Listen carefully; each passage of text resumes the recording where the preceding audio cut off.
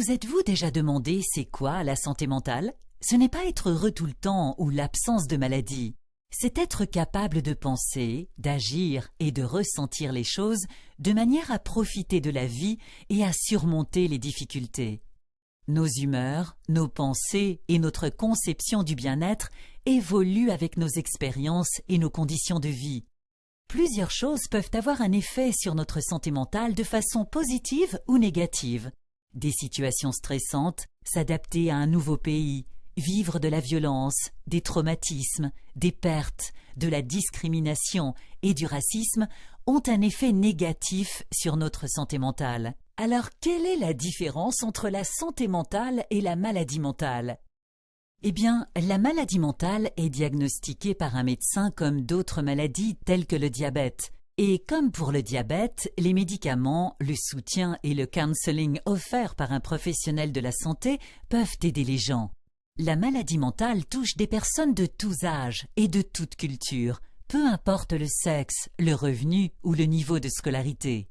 À cause de mythes et de malentendus, certains croient que la maladie mentale est une faiblesse personnelle, une malédiction ou une punition de Dieu, ou est causée par les mauvais esprits.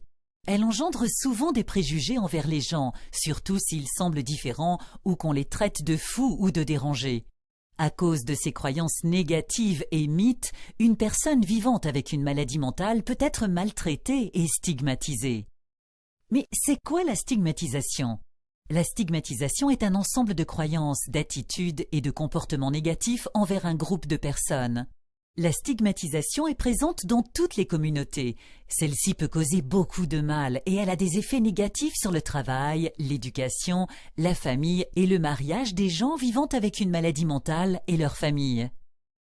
La stigmatisation peut empêcher les gens d'être acceptés par leur famille, amis, communauté et peut aussi les empêcher d'aller chercher l'aide dont ils ont besoin. Quand les personnes vivant avec une maladie mentale sont soutenues et reçoivent l'aide dont elles ont besoin, elles peuvent avoir une bonne santé mentale. Regardons un exemple. Voici May. Sa famille est arrivée au Canada quand elle avait 10 ans. Dernièrement, elle est triste et ne tire aucune joie des choses qu'elle aimait avant.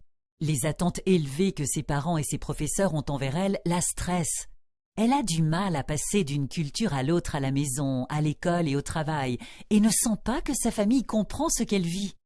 Heureusement, May est proche de sa tante Hong, qui remarque ces changements et lui demande comment elle va. Elle est rassurée de savoir qu'elle a quelqu'un à qui parler. Hong l'écoute, et ensemble, elles écrivent une liste de choses que May pourrait faire pour se sentir mieux. Penser à ce qui a aidé dans le passé, penser à ce qui la rend reconnaissante. Notez comment elle se sent avant d'en parler à ses parents et parler à un conseiller scolaire. Comme May, on a tous des journées où on ne se sent pas au meilleur de notre forme, mais si ça dure, il faut en parler à un professionnel de la santé. Comme quand on ne se sent pas bien physiquement. Prendre soin de sa santé mentale, c'est aussi important que de prendre soin de sa santé physique. Écrivez une chose qui vous a déjà aidé à maintenir une bonne santé mentale. Souvenez-vous de ce qui vous a déjà aidé à gérer votre stress. Prenez du temps pour vous, priez et pensez à ce qui vous rend reconnaissant. Demandez de l'aide auprès de votre famille, de vos amis, de vos leaders communautaires ou des professionnels de la santé. N'attendez pas avant de parler à quelqu'un.